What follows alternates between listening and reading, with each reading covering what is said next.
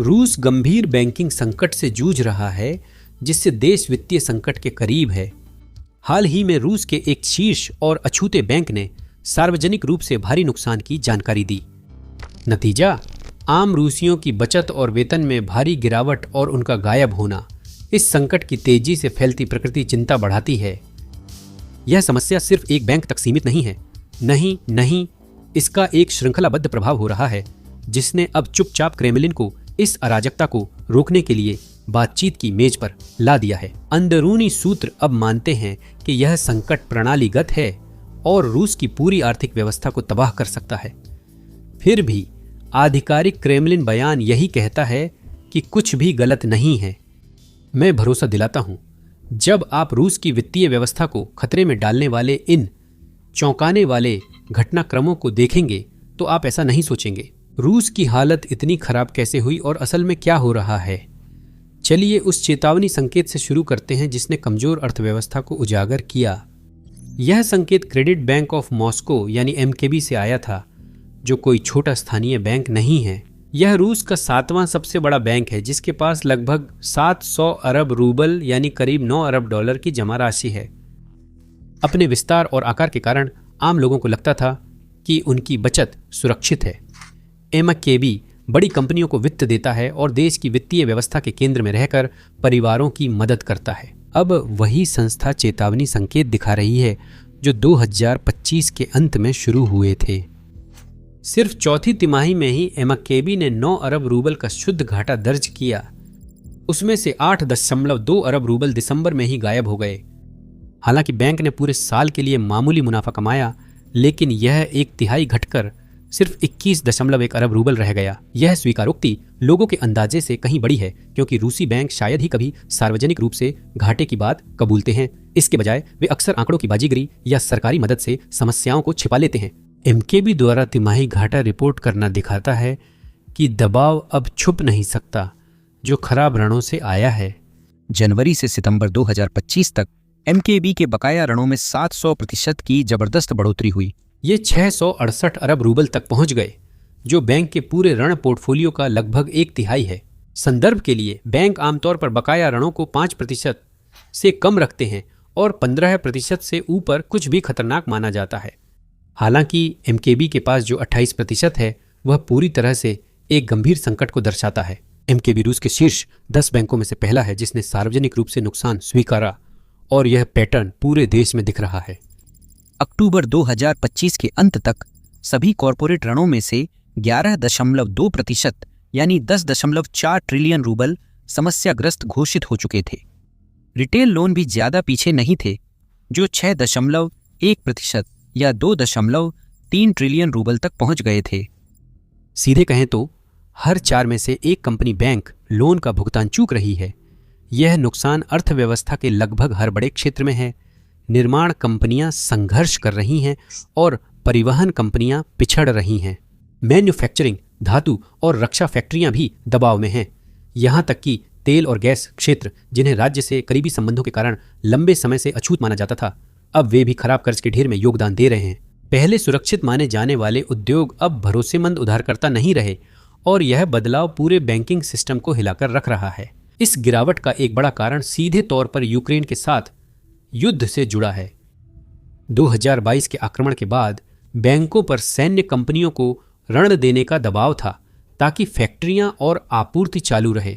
Putin और उनकी सरकार युद्ध के साथ आर्थिक विकास भी चाहती थी, लेकिन सच्चाई जल्दी सामने आ गई। देखते ही देखते प्रतिबंधों ने विदेशी पुर्जों की आपूर्ति रोक दी, निर्यात बाजार बंद हुए और आपूर्ति श्रृंखलाएं टूटीं। फिर सरकारी भुगतान में हफ्तों या महीनों की देरी होने लगी। बढ़ती ब्याज दरों ने कंपनियों के मुनाफे का करीब 40% हिस्सा निगल लिया, जो 2 साल पहले की तुलना में 3 गुना ज्यादा है। इससे कॉरपोरेट कर्ज बढ़ा। 2025 के अंत तक कुल उधारी रिकॉर्ड 99.3 ट्रिलियन रूबल तक पहुंच गई। घटते मुनाफे के कारण अब केवल 70% कंपनियां ही मुनाफे में थीं। यह कोविड के बुरे महीनों के बाद सबसे कम हिस्सा है। ब्याज दरें कम होने या सरकारी भुगतान जल्दी मिलने की राहत न मिली तो डिफॉल्ट्स बढ़ेंगे, और जब ऐसा होगा आपको बताने की जरूरत नहीं पड़ेगी कि सिस्टम ढह जाएगा। आग में घी डालते हुए गवर्नर एल्वीरा नबियुलिना के नेतृत्व में केंद्रीय बैंक ने सख्त ब्याज दरों से दबाव बनाए रखा है।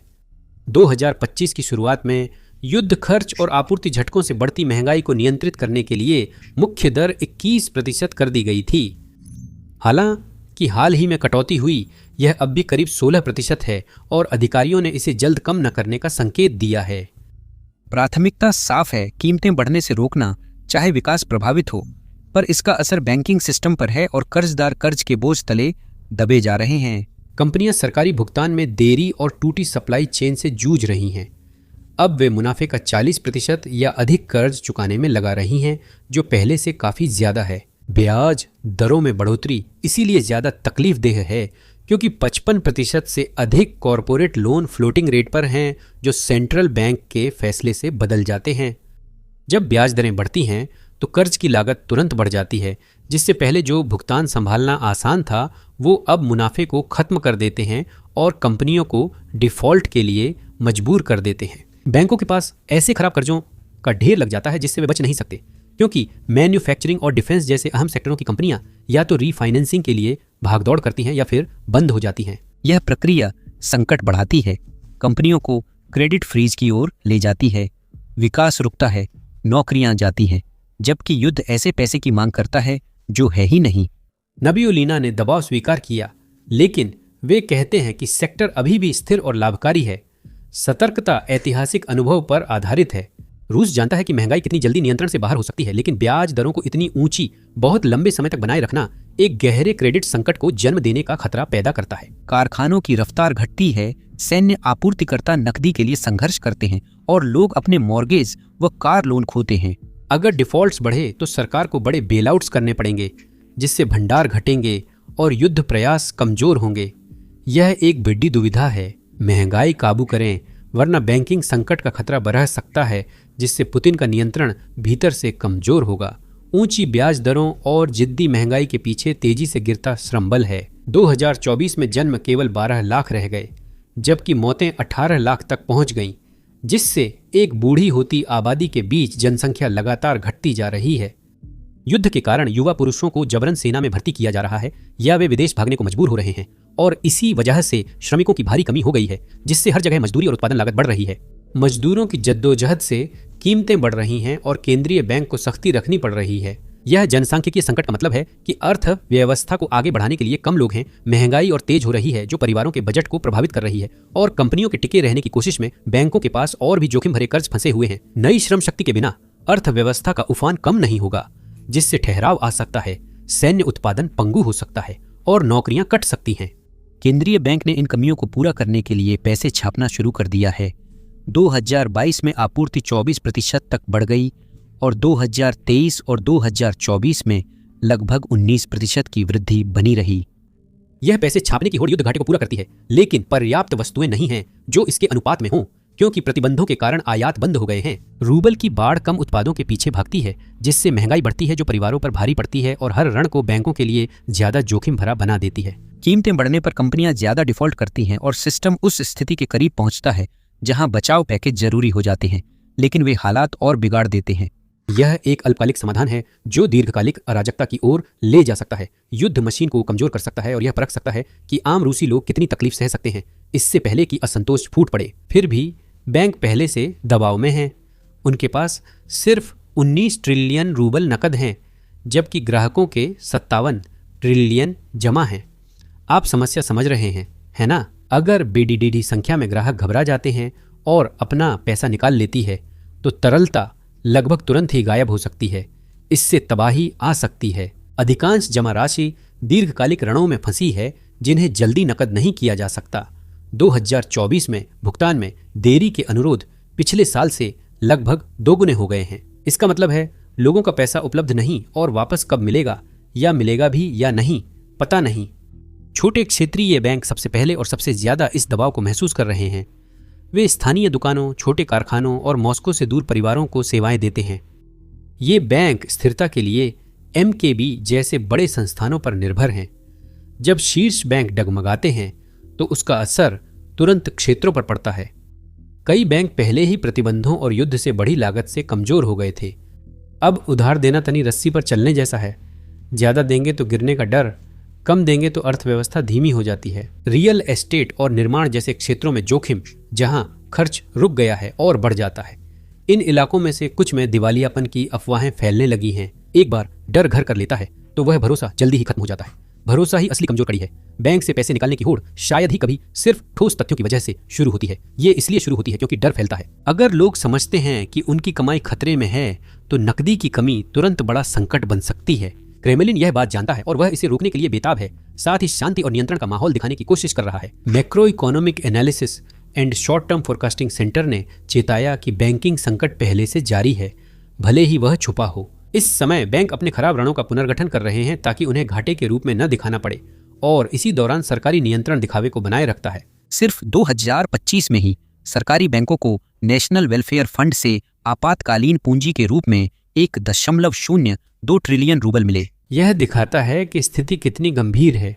नेशनल वेल्थ फंड, जो युद्ध से पहले 113 अरब डॉलर से ज्यादा की तरल संपत्ति के साथ एक मजबूत सुरक्षा जाल था, 2026 की शुरुआत तक घटकर लगभग 55 अरब डॉलर रह गया है।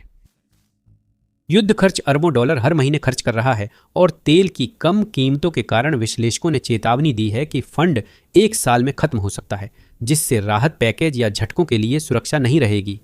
बढ़ती कर्ज समस्याओं के कारण बैंकिंग मुनाफा पिछले साल से करीब 300 अरब रूबल कम हो गया। कुछ विश्लेषक चेतावनी दे रहे हैं कि अगर ये रुझान जारी रहा तो 2026 की दूसरी छमाही तक सिस्टम पूरी तरह चरमरा सकता है। ब्लूमबर्ग की रिपोर्टों में चेतावनी दी गई है कि अगले साल कम से कम 3 बड़े बैंकों को नए पूंजी की जरूरत पड़ सकती है, जिसमें स्बेर बैंक, वीटीबी और गैसप्रोम बैंक जैसे दिग्गज सिस्टमिक प्लेयर्स के तौर पर वॉच लिस्ट में हैं। स्बेर बैंक खास तौर पर निकासी की समस्या से जूझ रहा है, जिससे उसकी हालत खराब हो गई है, जो इस बात का संकेत है कि छुपी हुई दरारें और चौड़ी हो रही हैं। अगर ये दिग्गज लड़खड़ाते हैं तो सरकार को बचाव के लिए आगे आना पड़ेगा, लेकिन जब भंडार कम हो रहे हैं तो इसका मतलब है या तो और नोट छापना या कहीं और कटौती करना। इसका असर बहुत गहरा पड़ता है। धीमी कर्ज प्रक्रिया कारोबारों का दम घोंट देती है। सैन्य कारखाने धीमे होते हैं, परिवारों के खाते फ्रीज हो जाते हैं या बचत डूब जाती है। यही डोमिनो प्रभाव जनता की शांति और पुतिन की पकड़ को चुनौती दे सकते हैं। इसका असर सिर्फ बैंक के बोर्डरूम तक सीमित नहीं रहेगा। अगर बैंकों की सुरक्षा के लिए कर्ज देना सीमित किया गया तो कंपनियों के पास काम चलाने के लिए नकदी खत्म हो जाएगी। इससे कारखाने धीमे होंगे, सैन्य उत्पादन पिछड़ेगा और सप्लाई लाइनें कमजोर होंगी। इन सभी से युद्ध प्रयास सीधे तौर पर कमजोर हो जाएंगे। आर्थिक दबाव बढ़ने से परिवारों को कई समस्याओं का सामना करना पड़ेगा और जन असंतोष भी बढ़ सकता है। यह चर्चा अब केवल आंकड़ों का संग्रह नहीं है। चिंताजनक आंकड़ों में एमकेबी में नुकसान उस वित्तीय प्रणाली में पहली दरार है जिसे मॉस्को अटूट और प्रतिबंध प्रूफ मानता था। हर गुजरते महीने के साथ दबाव बढ़ता जा रहा है और चीजों को सुधारने के पुराने तरीके जल्द ही बेअसर हो सकते हैं।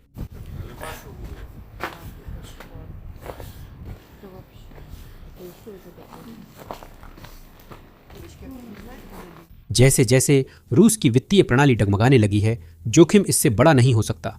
एक तरफ सरकार को बैंकिंग सेक्टर को पूरी तरह से ढहने से पहले जल्दी से जल्दी स्थिर करना होगा।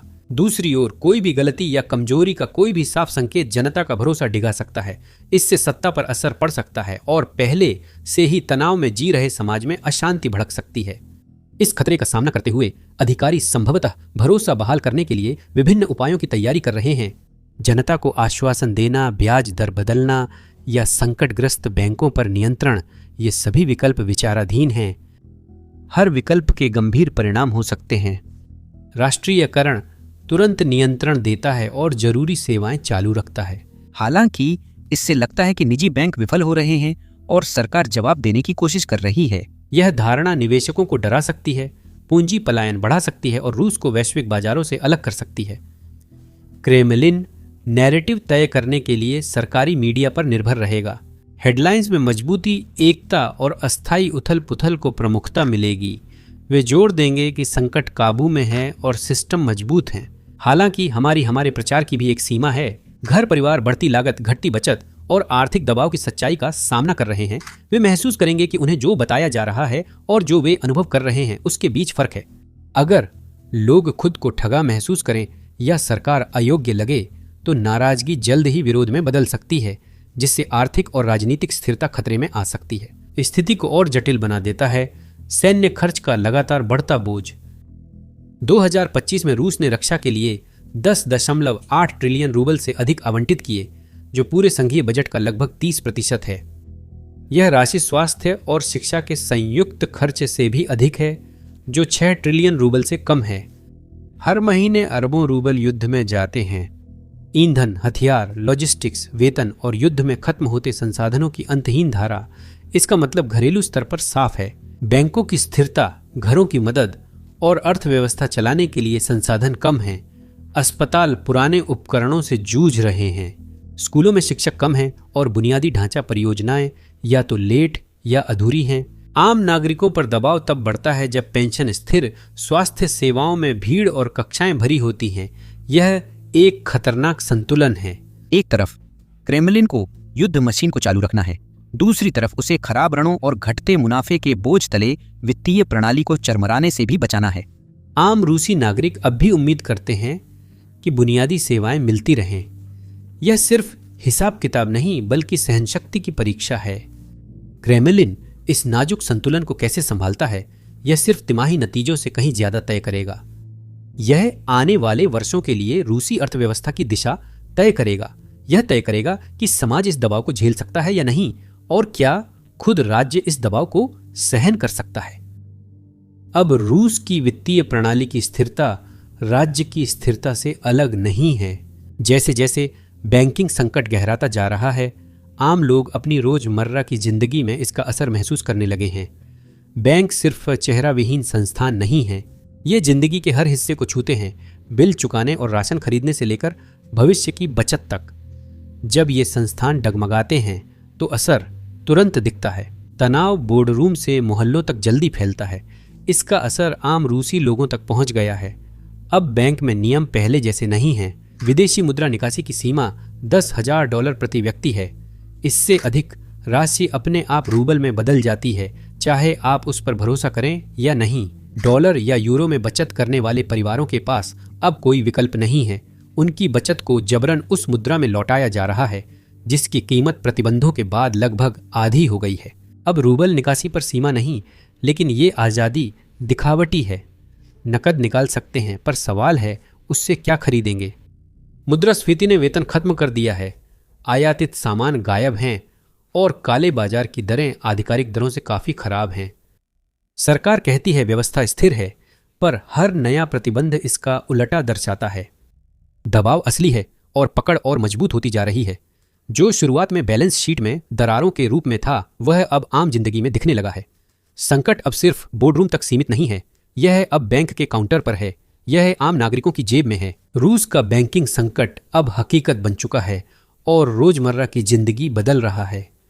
बहुतों के लिए सवाल है, क्या वे अपना पैसा निकाल सकते हैं? बैंकों की स्थिरता पर अफवाहें फैलते ही एटीएम और शाखाओं के बाहर लंबी कतारें लगने लगीं।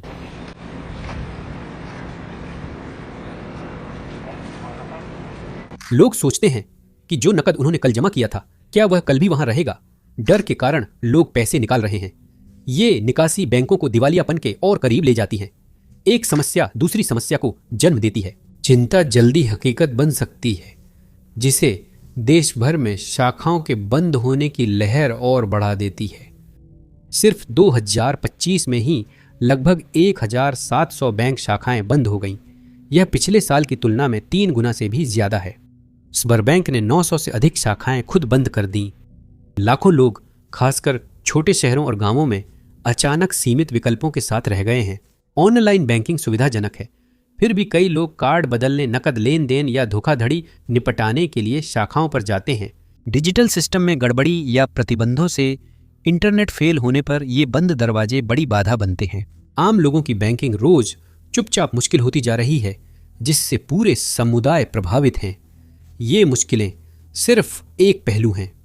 इसी समय रूस की जीडीपी वृद्धि दर घटकर सिर्फ 1% रह गई है, जबकि पिछले साल यह 4.3% थी।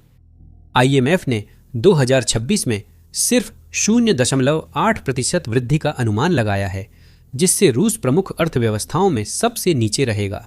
यूक्रेन युद्ध में फंसा है, फिर भी उससे तेजी से बढ़ने की उम्मीद है। अर्थव्यवस्था धीमी होने से कर्ज लेना परिवारों और व्यवसायों के लिए और मुश्किल हो गया है। जो परिवार कार या घर खरीदने की उम्मीद कर रहे हैं, उनके विकल्प धीरे धीरे खत्म होते जा रहे हैं।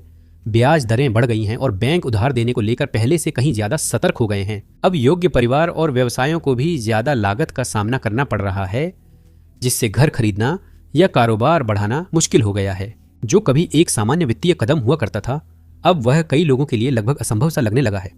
व्यवसाय भी उतनी ही तीव्रता से दबाव महसूस कर रहे हैं। भरोसा टूटता जा रहा है। हाल ही में किए गए सर्वेक्षण में केवल 4% कंपनियों ने अर्थव्यवस्था को लेकर सकारात्मक महसूस करने की बात कही। लगभग 1/3 कंपनियों ने मांग में गिरावट की रिपोर्ट की। हर 4 में से 1 ने कहा कि उनके ग्राहक कर्ज चुकाने में असफल हो रहे हैं। 2/3 कंपनियां बढ़ती आपूर्ति लागत से जूझ रही हैं।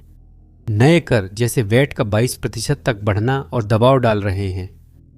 कुल मिलाकर 71% कंपनियां कहती हैं कि मांग बहुत कमजोर है। आपकी जानकारी के लिए बता दूं, यह पिछले 25 वर्षों में सबसे खराब स्थिति है। रूस की अर्थव्यवस्था की रीढ़ छोटे और मध्यम उद्यम हैं, जो बैंकों की सख्त रणनीति से सबसे ज्यादा प्रभावित हो रहे हैं। कई कंपनियां संचालन या विस्तार के लिए फंड नहीं जुटा पा रहीं। इससे छंटनी, बंदी और स्थानीय अर्थव्यवस्था में मंदी आती है, जिसका असर कामगारों और उपभोक्ताओं पर पड़ता है। इससे बेरोजगारी बढ़ती है और खर्च करने की क्षमता घटती है। इसी बीच महंगाई लगातार लोगों को परेशान कर रही है। खाने पीने की चीजों के दाम बढ़ रहे हैं और रोजमर्रा की वस्तुएं भी महंगी होती जा रही हैं। परिवारों को तंग बजट और खींचना पड़ रहा है, जिससे भावनात्मक असर भी महसूस होता है। अधिकांश इलाकों में चिंता और अनिश्चितता फैल रही है। हे भगवान, मेरी शेविंग फोम की कीमत अब 520 रूबल हो गई है। कितना भयानक है। कुछ महीने पहले ही मैंने इसे 250 रूबल में खरीदा था। क्या आपको लगता है अगले साल दाम घटेंगे? नहीं। क्या वे कभी कम हुए?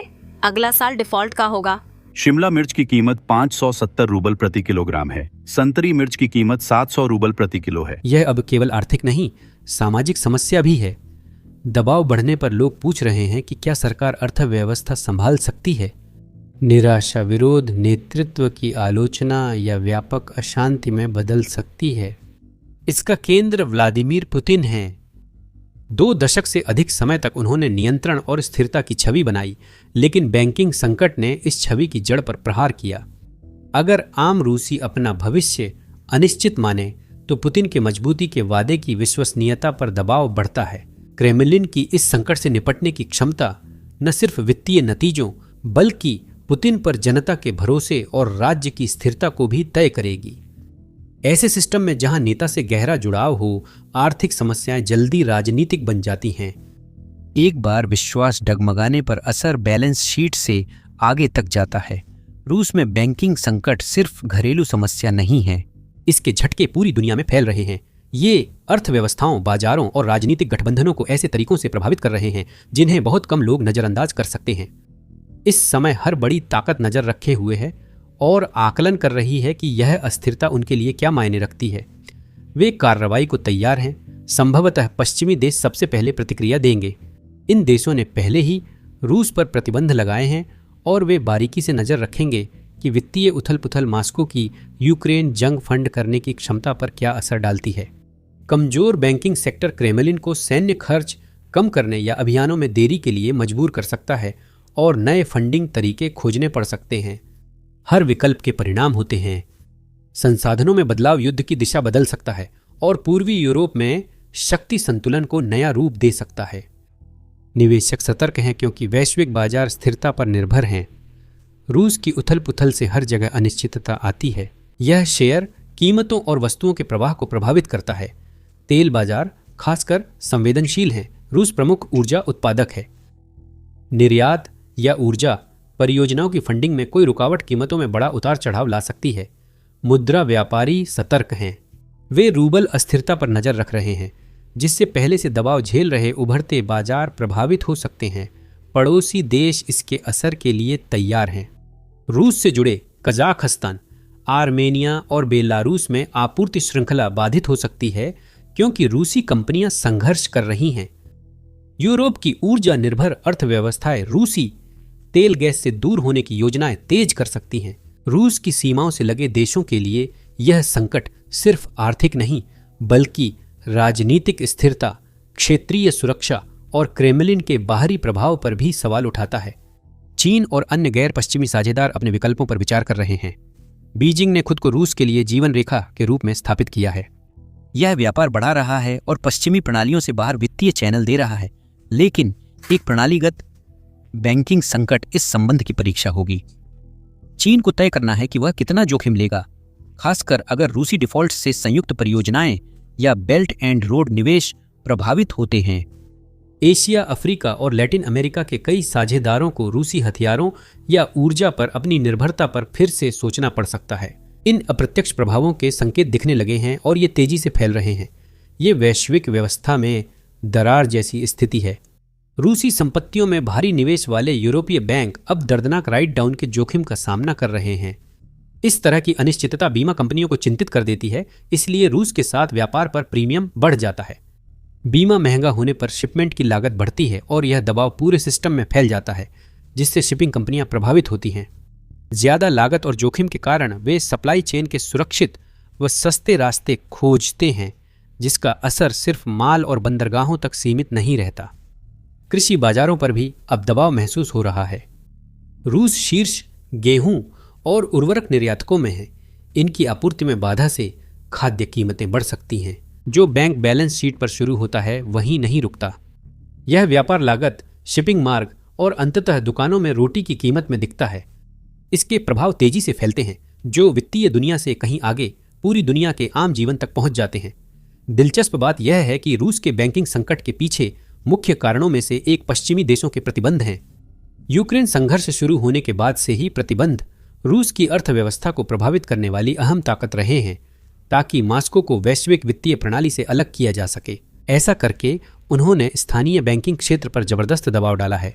मूल रूप से उन्होंने उन ताकतों को तेज कर दिया है जो अब इसे संकट की ओर धकेल रही हैं।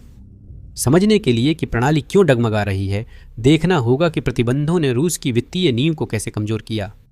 मैं जानता हूं कि राष्ट्रपति ट्रंप ने रोसनेफ्ट और लुकोइल पर प्रतिबंध लगाए थे, जो कि सबसे बड़ी प्रतिबंध उपलब्धि थी और बाकी सब चीजों को पीछे छोड़ देती है और इसी ने रूसियों को उन वार्ताओं के लिए मेज पर लाया था जिनमें मैं पिछली बार शामिल था।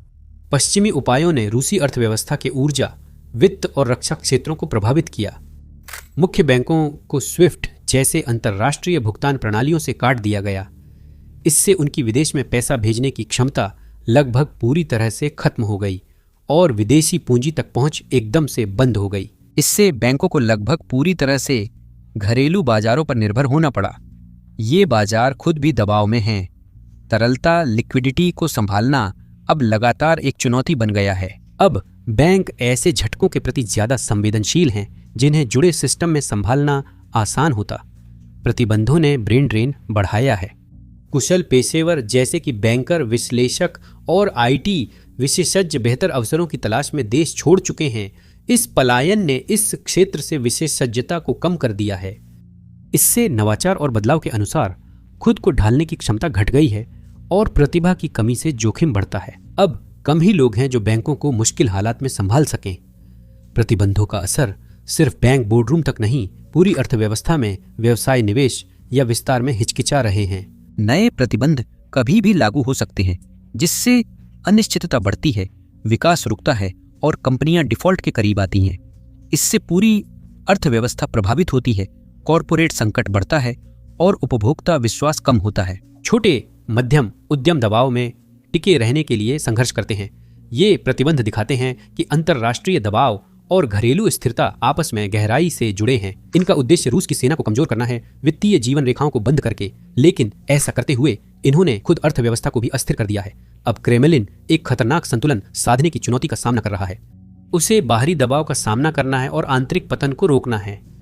यह इस समय को कैसे संभालता है, यही तय करेगा कि बैंकिंग सिस्टम कितनी मजबूती से टिकेगा और साथ ही रूसी राज्य की दीर्घकालिक स्थिरता भी इसी पर निर्भर करेगी। जैसे जैसे बैंकिंग संकट गहराता जा रहा है, क्रेमलिन एक निर्णायक क्षण का सामना कर रहा है। उसे तय करना होगा कि वह दबाव में आई व्यवस्था और बेचैन होती जनता के प्रति कैसे प्रतिक्रिया देना चाहता है। एक रास्ता सुधार की ओर जाता है, जबकि अन्य दबाव पर निर्भर करते हैं। यह चुनाव सिर्फ इस बात को तय नहीं करेगा कि संकट को कैसे संभाला जाएगा, बल्कि यह रूस की आर्थिक दिशा और उसके राजनीतिक भविष्य को भी आकार देगा। सुधार अपनाने से पुनर्प्राप्ति संभव होगी, सरकार पारदर्शिता बढ़ा और वित्तीय संस्थानों में विश्वास बहाल कर सकती है। वह सख्त कर्ज से जूझ रहे छोटे व्यवसायों का समर्थन कर सकती है। यह विदेशी निवेश को फिर से अर्थव्यवस्था में लाने के लिए भी कदम उठा सकती है। ये सभी उपाय मिलकर बैंकिंग क्षेत्र को मजबूत कर सकते हैं और जनता का विश्वास स्थिर कर सकते हैं। हालांकि सुधार की अपनी एक कीमत होती है। विफलताओं को स्वीकार कर अर्थव्यवस्था पर राज्य का नियंत्रण कम करना जरूरी होगा। रूस के वर्तमान नेतृत्व की प्रवृत्तियों में ऐसी खुली सोच कम ही दिखती है। इतिहास में दबाव बढ़ने पर राज्य आमतौर पर अपनी पकड़ मजबूत करता है। अधिकारियों द्वारा असहमति को दबाया जा सकता है, सूचना तक पहुंच को सीमित किया जा सकता है और बैंकिंग संकट को शत्रुतापूर्ण विदेशी ताकतों के परिणाम के रूप में प्रस्तुत किया जा सकता है। राष्ट्रवाद की ओर झुककर क्रेमलिन अल्पकालिक रूप में जनता के गुस्से को नियंत्रित करने में सफल हो सकता है, लेकिन यह रणनीति गंभीर जोखिम के साथ आती है। दमन से बाजार कुछ समय शांत रहते हैं, पर यह जनता में असंतोष बढ़ाता है और दीर्घकालिक आर्थिक विकास में रुकावट लाता है। रूस पहले भी ऐसे हालात देख चुका है। 1998 में मुद्रास्फीति 84% तक पहुंच गई थी और रूबल बुरी तरह गिर गया था, जिससे एक कठोर पुनर्स्थापन के लिए मजबूर होना पड़ा। 2008 में अर्थव्यवस्था को संभालने के लिए $200 अरब डाले गए, जबकि 2017-18 के बेलआउट्स में बैंकों को बचाने के लिए खरबों छापे गए। पुतिन शायद फिर बचाव पैकेज देंगे, लेकिन हर बार बढ़ती मुद्रास्फीति से लोगों की बचत कम और खर्चे ज्यादा हो जाते हैं, जिससे आम परिवार ज्यादा प्रभावित होता है। अब जब प्रतिबंध और कड़े हो गए हैं, तो वे पुराने उपाय एक बड़ी समस्या का खतरा पैदा करते हैं, जिससे युद्ध का मोर्चा कमजोर होता है और एक ऐसी आबादी में असंतोष बढ़ता है जो कीमत चुकाने से थक चुकी है। तनाव संभालना मुश्किल हो रहा है, क्योंकि रूसी लोग रोज इस संकट का असर महसूस कर रहे हैं। गिरता जीवन स्तर और आर्थिक असुरक्षा जवाबदेही की मांग बढ़ा रहे हैं। अगर दमन मुख्य प्रतिक्रिया बने, तो वही अशांति भड़क सकती है जिसे सरकार टालना चाहती है। आर्थिक निराशा शासन की वैधता के लिए बड़ी चुनौती बन सकती है। नियंत्रण और जवाबदेही की यह जंग अब रूस के आर्थिक भविष्य का केंद्र है। बैंकिंग संकट के जवाब में लिए गए फैसलों का असर दूर तक जाएगा। ये न केवल वित्तीय स्थिरता को प्रभावित करेंगे, बल्कि रूस के अपने नागरिकों और बाहरी दुनिया के साथ संबंधों को भी प्रभावित करेंगे। बैंकिंग सिस्टम एक दौराहे पर है। मौजूदा संकट सिर्फ अस्थायी नहीं, बल्कि ऐसा मोड़ है जो वर्षों तक वित्तीय परिदृश्य बदल सकता है। अगर हालात और खराब होते हैं, तो पुनर्गठन की एक लहर आ सकती है। छोटे बैंक या तो बंद हो सकते हैं या फिर बड़ी संस्थाओं द्वारा अपने में समाहित कर लिए जाएंगे, जिससे एक अधिक एकीकृत प्रणाली बन सकती है। यह अल्पकालिक स्थिरता दे सकता है, लेकिन इसकी कीमत चुकानी होगी। कम प्रतिस्पर्धा से उपभोक्ताओं पर लागत बढ़ती है और व्यवसायों के लिए विकल्प घटते हैं। इसी के साथ सरकार अतिरिक्त बैंकों का राष्ट्रीयकरण करने की ओर भी बढ़ सकती है, खासकर उन बैंकों का जिन्हें बहुत बड़ा और इतने बड़े कि उन्हें डूबने नहीं दिया जा सकता माना जाता है।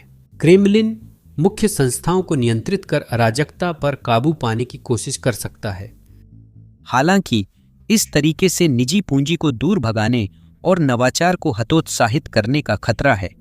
निवेशक शायद ही उस क्षेत्र में संसाधन लगाने के लिए तैयार होंगे जहां राजनीतिक प्राथमिकताएं बाजार की तर्कशीलता से ऊपर हों।